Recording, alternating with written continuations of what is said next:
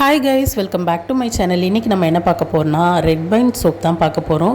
So பார்த்திங்கன்னா melt and போர் மெத்தடில் red wine soap எப்படி செய்யுதுன்னு பார்க்கலாம். ஸோ நான் ரெட் வைன் பேஸ் வாங்கிக்கிட்டேன். ஸோ அந்த பேஸ் நம்ம குட்டி குட்டியாக கட் பண்ணிப்போம் க்யூப்ஸாக.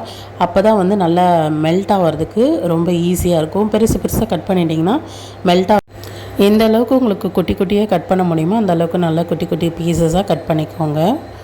ஸோ இதை ஒரு பெரிய சில்வர் பாத்திரத்தில் ட்ரான்ஸ்ஃபர் பண்ணிக்கோங்க. நம்ம 1 kg பேஸ் எடுத்துருக்கிறதுனால இது பெரிய ஒரு சில்வர் பாத்திரத்தில் ட்ரான்ஸ்ஃபர் பண்ணிக்கோங்க. ஸோ இதே மெத்தட் நீங்கள் கிளியர் பேஸ் கூட நீங்கள் வாங்கி பண்ணலாம்.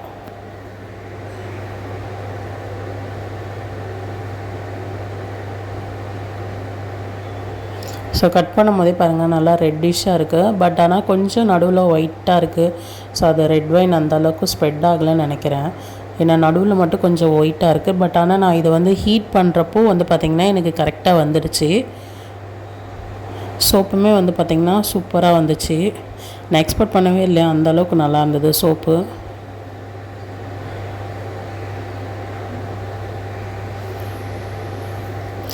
ஸோ டபுள் பாயில் மெத்தடில் நம்ம இப்போ மெல்ட் பண்ணி எடுத்துக்கலாம். ஸோ ஒரு பாத்திரம் வச்சு தண்ணி நல்லா கொதிக்க வச்சுருங்க. ஸோ அதுக்கப்புறமா இன்னொரு பாத்திரத்தில் நம்ம கட் பண்ணி வச்ச க்யூப்ஸ் எல்லாம் போட்டு ஸோ மெல்ட் பண்ண ஆரம்பிச்சிருங்க. ஸோ இதை விட்டு நீங்கள் பக்கத்துலேயே பார்த்துட்ருக்கணும்.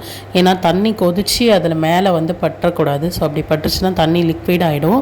ஸோ நீங்கள் மெல்ட் அண்ட் போர் சோப் செய்கிறச்ச பார்த்திங்கன்னா எப்போவுமே ஹெர்பல் பவுடர் மட்டும்தான் யூஸ் பண்ணணும். நிறைய பேர் பார்க்குறேன். ஸோ பார்த்திங்கன்னா அந்த ஜூஸ் எடுத்து போடுறது, பியூரியாக எடுத்து போடுறது, அரைச்சி போடுறது, அந்த மாதிரிலாம் பண்ணுறீங்க. ஸோ அதெல்லாம் பண்ணக்கூடாது. ஸோ அப்படி பண்ணிங்கன்னா சீக்கிரமாகவே சோப்பில் ஃபங்கஸ் ஃபார்ம் ஆகிடும். ஸோ இந்த மெத்தடில் நீங்கள் ட்ரை பண்ணி பாருங்கள். சோப் நல்லா ரொம்ப நாளைக்கு உங்களுக்கு கெட்டு போகாமல் நல்லாயிருக்கும். ஸோ ஜூஸ் எடுத்து ஊற்றுறது அந்த மாதிரிலாம் பண்ணக்கூடாது. ஸோ இது நல்லா கிளறி விடுங்க. நல்லா ஒரு ஸ்பாட்சில் வச்சு நல்லா கிண்டி விட்டுட்டே இருந்திங்கன்னா கொஞ்சம் கொஞ்சமாக அது மெல்ட் ஆகும். இது 1 kgன்றதுனால கொஞ்சம் மெல்ட் ஆகிறதுக்கு டிலே ஆகுது. ஸோ அவ்வளோதாங்க, சூப்பராக மெல்ட் ஆகிடுச்சு நம்மளுடைய ரெட் வைன் பேஸு. ஸோ இது பார்த்திங்கன்னா கீழே இறக்கிட்டு ஸோ இதுக்கப்புறம் பார்த்திங்கன்னா ஹெர்பல் பவுடர்ஸ்லாம் ஆட் பண்ணலாம். ஸோ பார்க்கறதுக்கே எவ்வளோ நல்ல ரெட்டிஷாக இருக்குது பாருங்கள். ஸோ இது கேமராவில் பார்க்குறத விட நேரில் பார்க்குறதுக்கு நல்ல ரெட்டிஷாக இருந்தது. அவ்வளோ சூப்பராக இருந்துச்சு. நான் எக்ஸ்பெக்ட் பண்ணவே இல்லை இந்த அளவுக்கு வரும் அப்படின்ட்டு. ஏன்னா நடுவில் இந்த ஒயிட்லாம் இருந்ததுனால நான் கொஞ்சம் கன்ஃபியூஸ் ஆகிட்டேன். இது கரெக்டான பேஸாக இருக்குமா, நல்ல பேஸ் தான் நம்ம வாங்கியிருக்குமா அப்படின்ட்டு. ஓகே, நல்லா தான் வந்துச்சு. நான் இதை மீஷோவில் தான் பர்ச்சேஸ் பண்ணேன். ஸோ இதை இறக்கி நம்ம கீழே வச்சுட்டு நான் ஹெர்பல் பவுடர்ஸ் எடுத்து வச்சுருக்கேன். இது பார்த்திங்கன்னா மஞ்சுஸ்தாவும் அதுக்கப்புறம் பார்த்திங்கன்னா அதிமதுர பவுடர் தான். ஸோ 100 கிராம்ஸ்க்கு 100 கிராம் சோப்புக்கு 2 கிராம்ஸ் தான் நம்ம ஆட் பண்ணணும். நான் கொஞ்சம் எக்ஸ்ட்ராவே ஆட் பண்ணிக்கிறேன். ஏன்னா எனக்கு கொஞ்சம் பவுடர்ஸில் குளிக்கிற மாதிரி இருக்கணும்.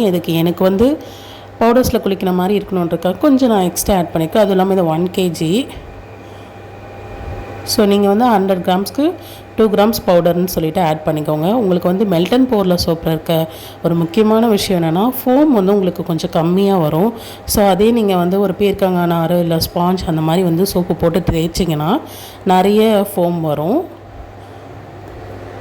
ஸோ அவ்வளோதாங்க, நம்ம பவுடர்ஸ் ஆட் பண்ணதும் பார்த்திங்கன்னா நல்ல கலர் மாறிடுச்சு. ஏன்னா நம்ம மஞ்சுஸ்தா ஆட் பண்ணியிருக்கோம். ஸோ மஞ்சுஸ்தா நேச்சுரலாகவே கலர் கொடுக்க வேண்டியது. ஸோ அதனால் நல்ல ரெட்டிஷாக மாறிடுச்சு.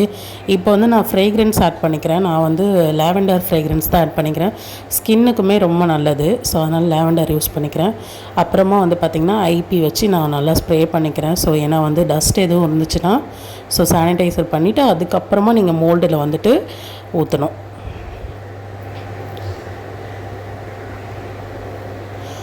எனக்கு பார்த்திங்கன்னா நான் சின்ன சின்ன மோல்டு 100 மோல்டு தான் ஊற்றுறேன். எனக்கு ஒரு 7 சோப் கிட்ட வந்துச்சு. உங்களுக்கு பார்த்திங்கன்னா நீங்கள் பண்ணும்போது ஒரு 7-8 சோப் கூட வரும். சோப்பு யூஸ் பண்ணி பார்த்தேன், அந்த அளவுக்கு சூப்பராக இருந்துச்சு.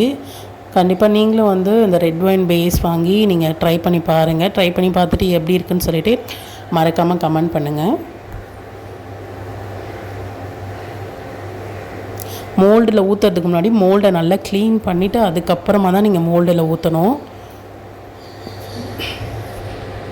ஸோ மோல்டில் ஊற்றுனதுக்கப்புறம் வந்து பார்த்திங்கன்னா இந்த மாதிரி வந்துட்டு பபிள்ஸாக இருக்குல்ல, நம்ம தூக்கி ஊற்றுறதுனால அது நுரை தான், வேறு ஒன்றும் இல்லை. இது இப்படியே இருக்கணுனாலும் இருக்கணும், இல்லை உங்களுக்கு இல்லை நீட்டாக இருக்கணும் ஃபினிஷ் அப்படின்னா நீங்கள் வந்துட்டு ஐபி வச்சு ஸ்ப்ரே பண்ணிக்கோங்க, அதாவது ரப்பிங் ஆல்கஹால். ஸோ அதை வச்சு நல்லா ஸ்ப்ரே பண்ணிங்கன்னா நல்லா நீட்டாக வந்துட்டு உங்களுக்கு ஆகிடும், அந்த பபிள்ஸ்லாம் இல்லாமல். நான் கொஞ்சம் டிலேவாக பண்ணதுனால தான் எனக்கு போகலை, மற்றபடி நீங்கள் ஊற்றணுமே உடனே நீங்கள் ஸ்ப்ரே பண்ணிங்கன்னா அந்த பபிள்ஸ்லாம் போயிட்டு நல்லா நீட்டாக இருக்கும். ஸோ சோப்பு அன்மோல்ட் பண்ணதுக்கப்புறம் இப்படி தான் இருந்துச்சு, ரொம்ப சூப்பராக இருந்தது.